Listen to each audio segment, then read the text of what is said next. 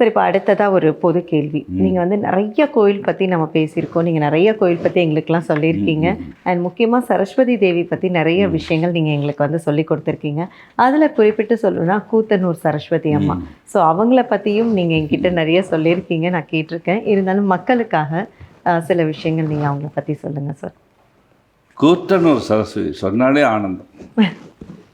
அப்பேற்பட்ட மகத்தான அரசலாற்றங்கரையில் இருக்கக்கூடிய அற்புதமான ஒரு சக்தி வாய்ந்த அம்மா.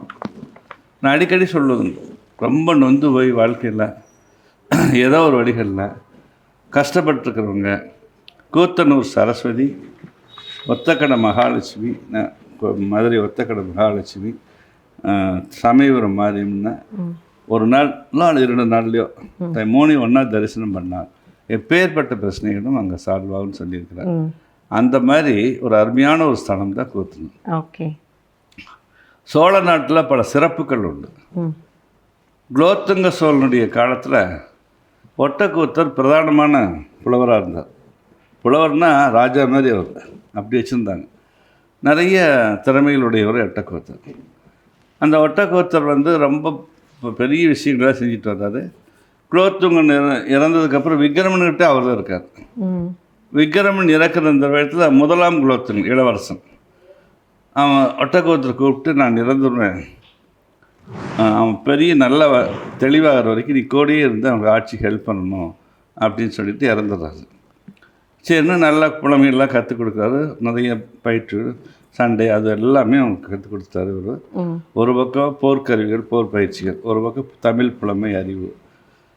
தகுந்த ஒரு பெண்ணை தேர்ந்தெடுக்குங்களவா. இப்போ மதுரையில் வந்து பராசுர பாண்டியன் உடைய மகள் இளவரசி புகழேந்தின்னு வருது, ஒட்டக்கூத்தர் மாதிரி அவர் புகழேந்தி.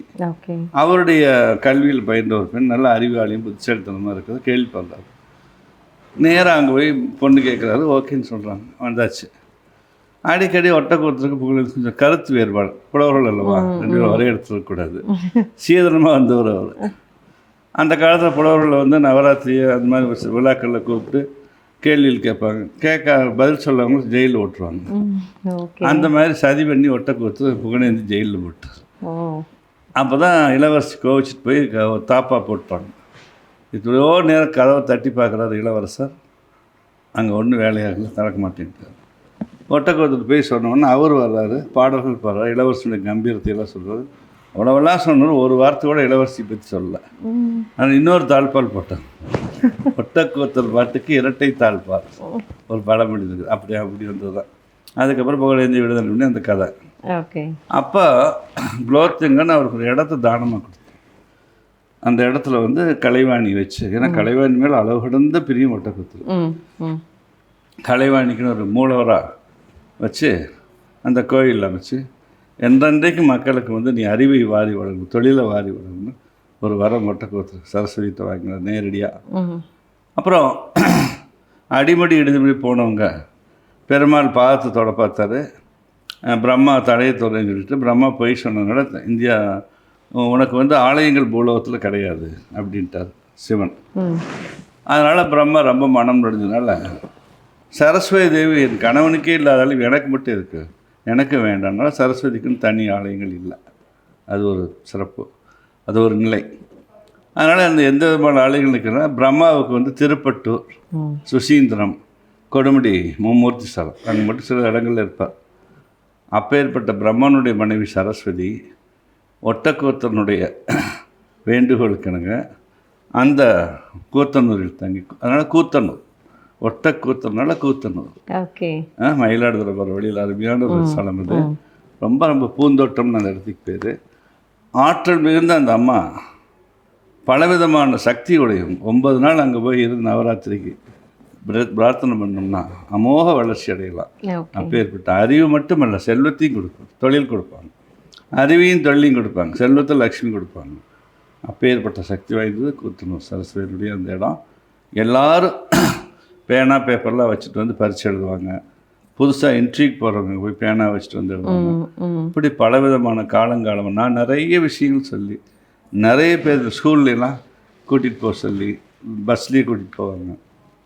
பல 20 ஆண்டுகளாக அந்த சேவையெல்லாம் செஞ்சிட்ருக்கோம். அதுக்கு ஒரு யாகம் பண்ணுவாங்க பிப்ரவரி மாதம் குழந்தைகளுக்காக. டிவியில் போட்டு ம் எல்லாரும் ஒரு 101 ரூபா அனுப்புங்கன்னு சொல்லுவோம். ம் நிறையா அந்த கூத்தனூரில் அப்பேற்பட்ட சக்தி அந்த கூத்தனூர் அம்மாவுக்கு. Super sir. ஏன்னா கூத்தனூர் சரஸ்வதி ரொம்ப ரொம்ப சக்தி.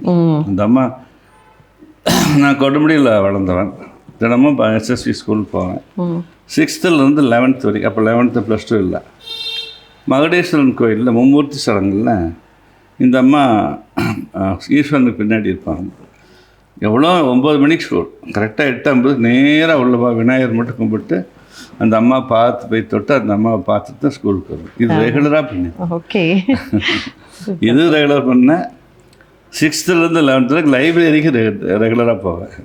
இந்த ரெண்டுமே எனக்கு பிடிச்சதான விஷயம். ஓகே. அப்பேற்பட்ட கலைவாணியினுடைய ஒரு அற்புதமான ஆலயம் தான் கூத்தனூர் சரஸ்வதி. ஒவ்வொருத்தரும் ஒரு வருடத்தில் 3 முறையாவது குழந்தைகளை அழைத்து கொண்டு போய் அந்த அம்மாவுக்கு ஒரு வழிபாடு செஞ்சுட்டு வருது. ரொம்ப ரொம்ப சிறப்பாக இருக்கும்.